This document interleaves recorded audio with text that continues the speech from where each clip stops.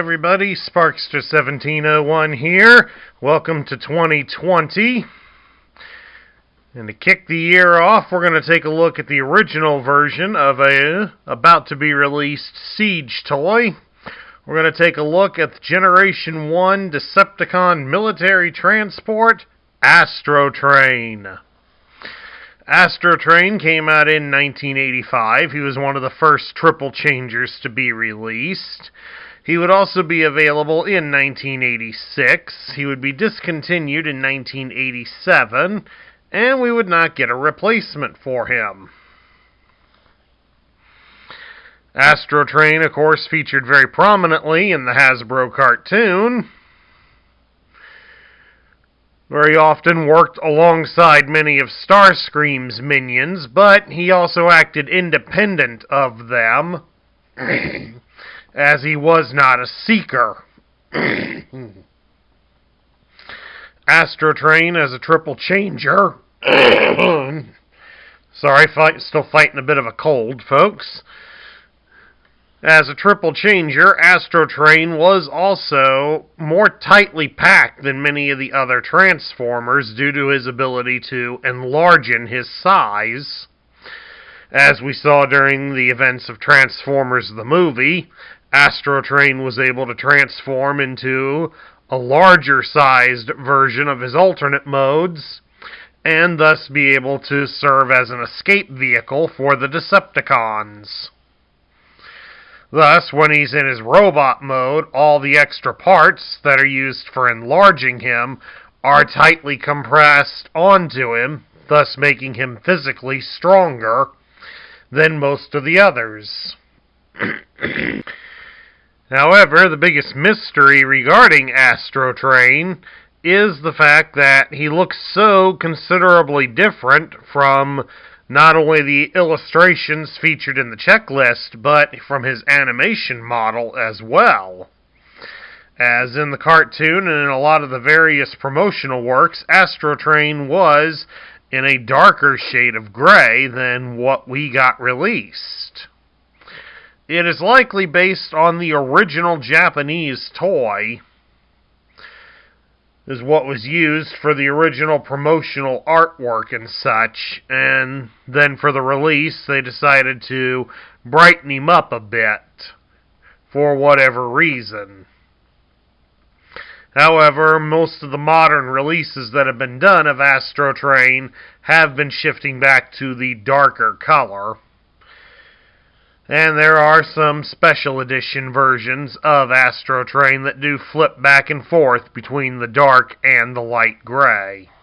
But we will show off some of that, because we do have it here on the 1985 checklist. Right there is Astrotrain, and as you can see, he is considerably darker in color. But you'll also take note that he has two weapons.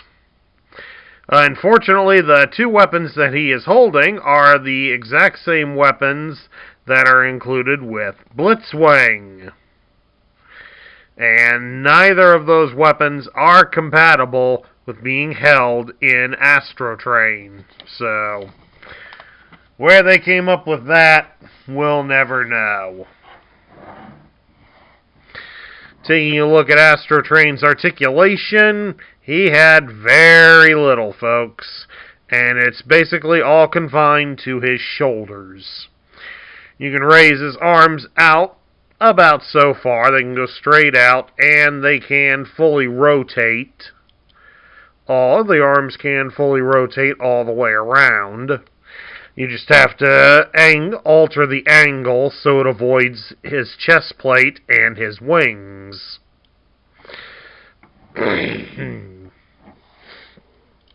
So, also Astrotrain is a little susceptible to play wear in his legs.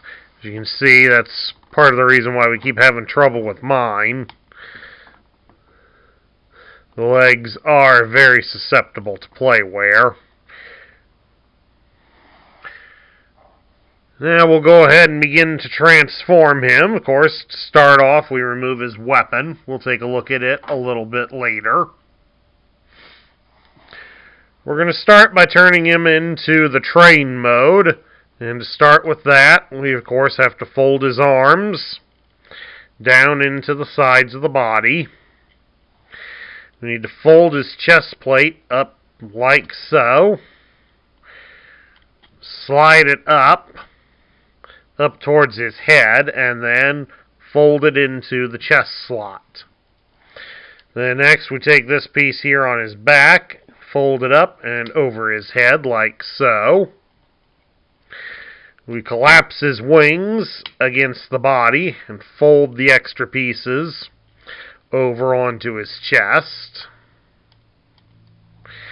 Then next here on his legs, we're going to fold these purple panels out and down onto the sides. And then we slide the legs up to his hip. And we got a piece down here of excess that we just fold over onto the side. And then this is Astrotrain in his train form. He's basically a modified version of a D-51 style steam locomotive. This is the exact same locomotive that the GoBot Loco becomes. Although Loco is a little more realistic looking than Astrotrain, especially since Loco doesn't have the rocket boosters here on the backside. Now, of course, Astrotrain has 4 sets of wheels. It's got 2 down here tightly close together, and 2 further spread apart on the front, so he will not roll on any train tracks that are available. But how well does he roll on this table? Not great, folks. I think a lot of it has to do with the age of the toy.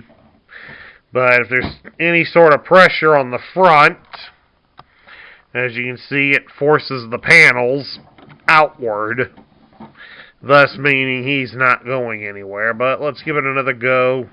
Try to put more of the pressure here on the back of the train. And it's not too bad. It certainly could be better, but it's kind of, well, this is what we got, so we'll make do with it. Now, to transform this into the space shuttle, first things first, we fold out those little panels again. And we're going to shift them again upwards like so. Then we're going to flip Astrotrain over. And we're going to pop up these gray pieces here on the front. Then we're going to fold out and adjust the space shuttle cockpit out. Going to make sure it stays together, and then put the panels back down on top. Then we reach back here and we fold down the wings and fold out the wingtips.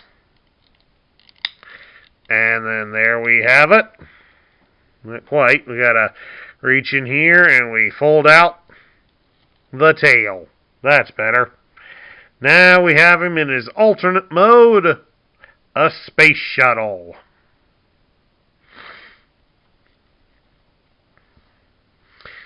And of course the space shuttle also has some wheels here underneath it, so it can also roll on a surface. How does it roll? Space shuttle mode actually rolls a little bit better than the train mode, to be honest with you folks. And of course, since it's a flying vehicle, it needs to swoosh. And as you can see, it does swoosh pretty good. So all in all, not too bad for Astrotrain. Unlike a fair amount of Astrotrain's compatriots in the triple changers, Astrotrain only has one accessory. It is this oversized rifle. which the instructions describe as an ionic displacer rifle. And while there's really nothing wrong with it per se, it just comes off as being a little oversized. Especially when you realize, in reality, how small Astrotrain really is. As a toy, his gun just seems a little bit big for him. But, oh well. Just in case any of you were wondering, yes, Astrotrain can hold his gun in the proper manner and aim it in the right direction. As you can see, he's right now taking aim at the camera. But before he blows us away, let's take a look here at the instructions for Astrotrain. As I show here, he would have been packaged in his box in the space shuttle mode.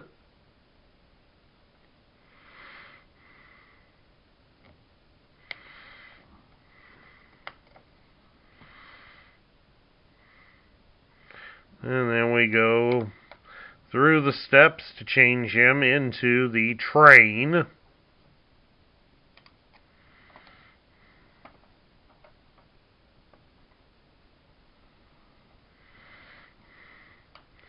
And then once it's a train, it's time to go into robot mode. His instructions are rather long for such a small and rather simple toy.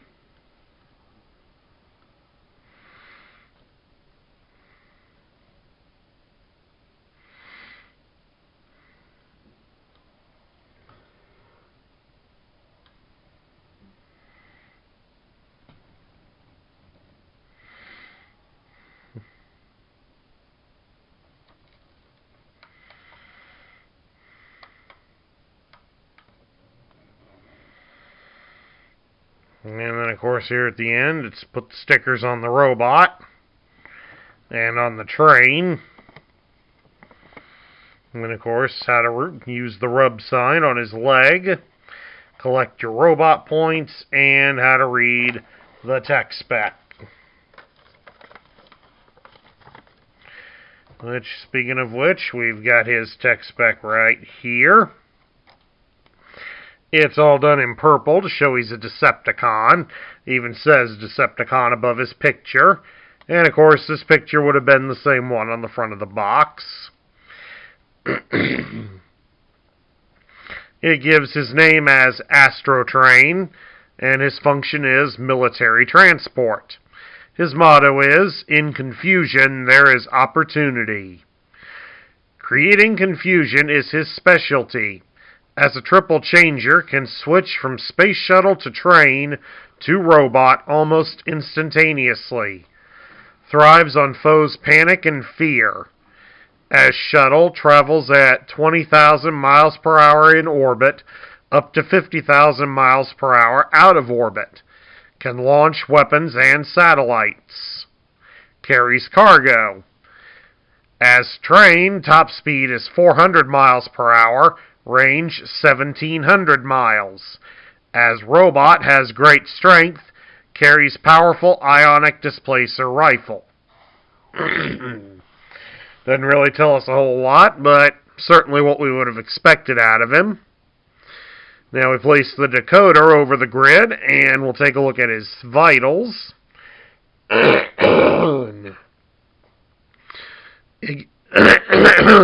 Excuse me. Alright, now that my throat's clear, let's try this again. It gives his strength as 9, his intelligence is 7, his speed is 10, his endurance is 7, his rank is 6, his courage is 7, his firepower is 6, and his skill is 8. So, all in all, Astrotrain is a relatively powerful Decepticon. Now we get down to my thoughts. What do I think of Astrotrain? Astrotrain is an interesting character, to say the least. He is one of the better and more useful triple changers available, especially when you consider his cohorts.